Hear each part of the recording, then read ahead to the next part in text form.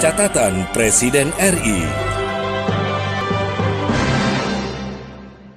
Presiden Jokowi menjadi inspektur upacara pada peringatan Hari Lahir Pancasila 1 Juni tahun 2023. Toleransi, persatuan, dan gotong royong adalah kunci membangun bangsa yang kokoh.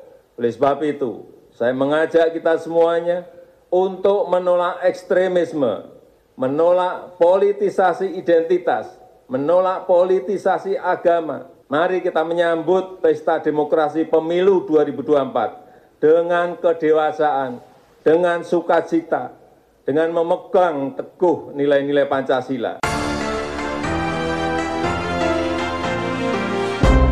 Presiden minta agar segera ditangani persoalan tindak pidana perdagangan orang. Oleh sebab itu Presiden tadi menyatakan melakukan restrukturisasi Satgas, tim tindak pidana perdagangan orang, kemudian memerintahkan ada langkah-langkah cepat di dalam sebulan ini untuk menunjukkan kepada publik bahwa negara, kepolisian, negara, TNI, dan aparat-aparat pemerintah yang lain itu bertindak cepat dan hadir untuk ini. Inilah catatan Presiden RI, catatan tentang kegiatan Presiden Jokowi dalam menjalankan roda pemerintahan dan kenegaraan pada pekan ini. Masih bersama saya Musli, inilah catatan Presiden RI selengkapnya. Catatan Presiden RI. Senin 29 Mei di Komplek Istana Kepresidenan di Jakarta, Presiden Jokowi memimpin rapat kabinet terbatas. Rapat yang berlangsung di Istana Merdeka itu membahas kebijakan Golden Visa bagi warga negara asing. Menteri Pariwisata dan Ekonomi Kreatif Sandiaga Uno setelah mengikuti rapat kepada wartawan menjelaskan kebijakan Golden Visa itu diharapkan dapat menarik lebih banyak talenta berkualitas dari berbagai jenis bidang. Lebih lanjut, Sandiaga Uno mengatakan saat ini dunia banyak membutuhkan talenta-talenta baru, diantaranya ekonomi digital. Kita harapkan bisa meningkatkan bukan hanya investasi tapi juga menciptakan lapangan kerja. Karena kalau kita lihat sekarang di dunia ini banyak sekali kebutuhan dari talenta-talenta dari sisi ekonomi digital. Kita harapkan ini membuat Indonesia menjadi epicentrum daripada pergerakan ekonomi ke depan, termasuk juga tentang sustainability, tentang keberlanjutan. Karena kita adalah tentunya sebagai negara kepulauan terbesar dengan kemampuan untuk menyerap emisi karbon juga yang sangat besar. Kita harapkan Golden Visa ini yang nanti jangka waktunya 5-10 tahun menjadi game changer, menjadi sesuatu yang berbeda dan akan membawa lebih banyak juga wisatawan, baik yang disebut digital nomad maupun juga yang berkaitan dengan digital entrepreneur yang akan berinvestasi. Sementara itu menyangkut payung hukum kebijakan Golden Visa, Sandiaga Uno mengatakan Kementerian Hukum dan Hak Asasi Manusia nantinya yang akan mengeluarkan aturan-aturan itu. Selain Sandiaga Uno, sejumlah menteri anggota Kabinet Indonesia Maju menghadiri rapat kabinet terbatas tersebut.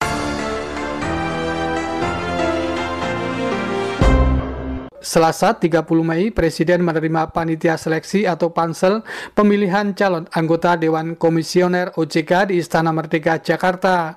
Menteri Keuangan yang juga Ketua Panitia Seleksi Sri Mulyani Indrawati menjelaskan pertemuan tersebut untuk melaporkan hasil seleksi calon anggota Dewan Komisioner OJK untuk 2 jabatan baru sesuai dengan undang-undang. Sri Mulyani juga menjelaskan tahapan-tahapan yang telah dilakukan oleh panitia seleksi. Dari 118 yang lolos seleksi di bidang administrasi 45 orang dan itu diumumkan tanggal 27 April yang lalu. Kemudian untuk tahap kedua di dalam proses seleksi ini dari 45 orang lolos 19 orang yang diumumkan tanggal 19 Mei tahun 2023. Dari 19 ini masuk ke dalam tes tahap ketiga, yaitu assessment dan tes kesehatan. Telah lolos 8 orang sebagai calon. Kemudian seleksi tahap keempat yang terakhir, dari 8 orang kami memilih dan merekomendasikan 6 nama kepada Bapak Presiden, yang kemudian Bapak Presiden akan memilih 4 nama. Ke-6 orang tersebut adalah: 1. Saudara Agusman SE AKT MBA. Kedua, Saudara Adi Budiarso FCPA. Dan yang ketiga, Budi Santoso. Sedangkan yang keempat, Hasan Fauzi. Kelima, Erwin Haryono. Dan yang keenam, Mardianto Ediwan Danu Saputro.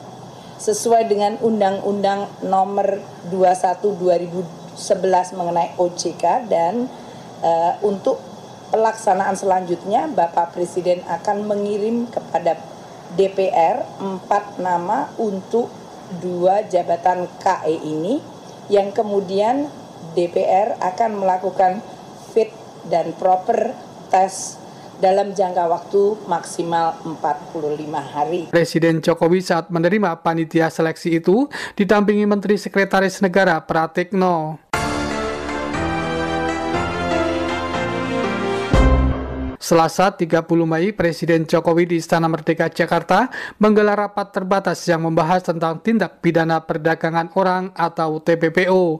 Menko Polhukam Mahfud MD dalam keterangannya antara lain menjelaskan pada rapat itu Presiden Jokowi akan melakukan restrukturisasi Satgas Tim Tindak Pidana Perdagangan Orang atau TPPO. Menurut Mahfud, Satgas Tim TPPO diminta untuk segera mengambil langkah cepat dalam penanganan permasalahan tersebut. Lebih lanjut, Mahfud MD menjelaskan dalam laporannya kepada Presiden, Kepala BP2MI Benny Ramdhani menyampaikan tentang data jenazah warga negara Indonesia yang kembali karena TPPO dalam 1 tahun mencapai lebih dari 1.900 orang.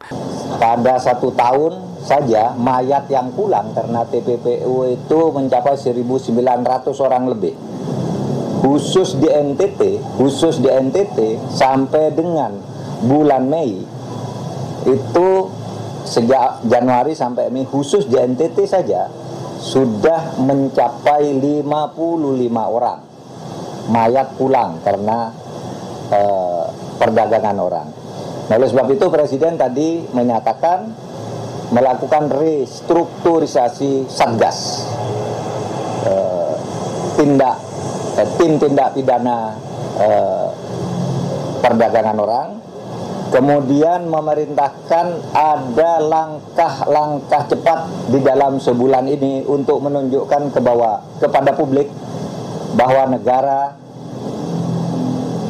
kepolisian, negara, TNI, dan aparat-aparat pemerintah yang lain itu bertindak cepat dan hadir untuk ini. Sementara itu, di tempat yang sama, Kepala BP2MI Benny Ramdhani mengatakan dalam waktu 3 tahun terakhir ini telah menangani sekitar 94.000 anak-anak Indonesia yang dideportasi dari Timur Tengah maupun Asia lainnya. Menurut Benny Ramdhani, 90% yang dideportasi adalah mereka yang berangkat tidak resmi atau tidak sesuai dengan prosedur.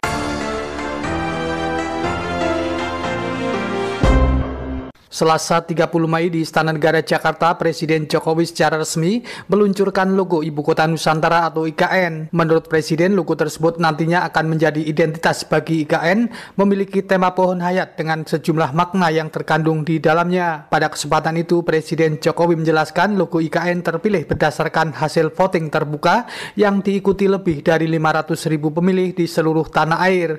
Hasilnya, lanjut Presiden, logo bertema pohon hayat karya Aulia Akbar keluar sebagai pemenang dengan pemilih terbanyak. Ini pohon hayat ini adalah pohon kehidupan, dan kita semuanya berharap logo pohon hayat ini akan menginspirasi IKN untuk menciptakan tempat kehidupan baru bagi kita semuanya yang menjadi sumber kehidupan bagi seluruh masyarakat Indonesia nantinya.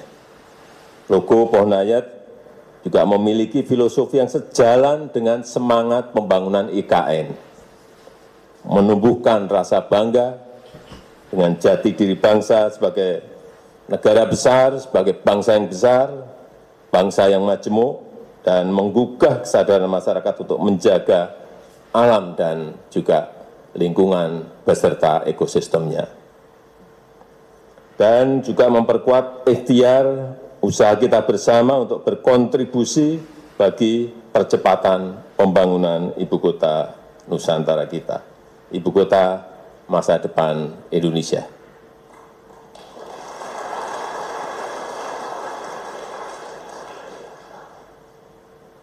Jadi ada New York, ada Washington DC, ada Sydney, ada Canberra, ada di sini Jakarta, ada di sana Nusantara. Jadi ini negara besar, bangsa besar. Saya rasa itu yang ingin saya sampaikan, dan dengan mengucap Bismillahirrahmanirrahim, pada sore hari ini saya luncurkan logo Ibu Kota Negara Nusantara. Pada peluncuran logo IKN tersebut hadir sejumlah pihak seperti Menteri Anggota Kabinet Indonesia Maju, Panglima TNI, Kapolri, Gubernur Kalimantan Timur, Kepala Badan Otorita IKN, serta beberapa ASN.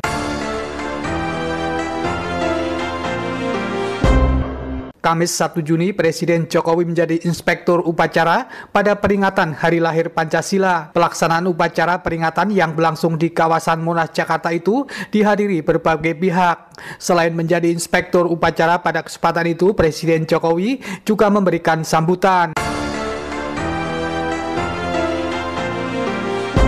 Kamis 1 Juni pada upacara peringatan Hari Lahir Pancasila, Presiden Jokowi menegaskan, sebagai negara besar, Indonesia harus duduk sejajar dengan bangsa lain dan tidak didikte oleh siapapun. Lebih lanjut, Presiden Jokowi mengatakan Indonesia siap memimpin, bekerja sama, dan berkolaborasi dengan negara manapun. Kita siap bekerja sama, siap memimpin, kita ingin bekerja sama, kita ingin berkolaborasi dengan negara manapun, dan menjadi titik temu serta jembatan dari perbedaan yang ada di dunia. Inilah Indonesia. Indonesia adalah Indonesia yang tidak dapat didikte oleh siapapun, yang tidak dapat didikte oleh negara manapun, namun siap, selalu siap berkontribusi bagi dunia. Ideologi Pancasila membuat kepemimpinan Indonesia diterima dan diakui dunia. Presidensi G20 yang telah sukses dilaksanakan, keketuaan ASEAN tahun ini merupakan bukti nyata bahwa Pancasila bukan hanya utama untuk Indonesia, tetapi juga sangat relevan untuk dunia. Pada kesempatan itu, Presiden Jokowi juga mengajak dalam menyambut Pesta Demokrasi Pemilu tahun 2024 dengan menjunjung nilai-nilai Pancasila. Toleransi, persatuan, dan gotong royong adalah kunci membangun bangsa yang kokoh. Oleh sebab itu, saya mengajak kita semuanya untuk menolak ekstremisme, menolak politisasi identitas, menolak politisasi agama. Mari kita menyambut Pesta Demokrasi Pemilu 2024 dengan kedewasaan, dengan sukacita, dengan memegang teguh nilai-nilai Pancasila, memperjuangkan Indonesia maju yang adil, yang sejahtera, serta berwibawa di kancah dunia. Pada upacara peringatan Hari Lahir Pancasila 1 Juni 2023 yang berlangsung di kawasan Monas itu dihadiri sejumlah pihak.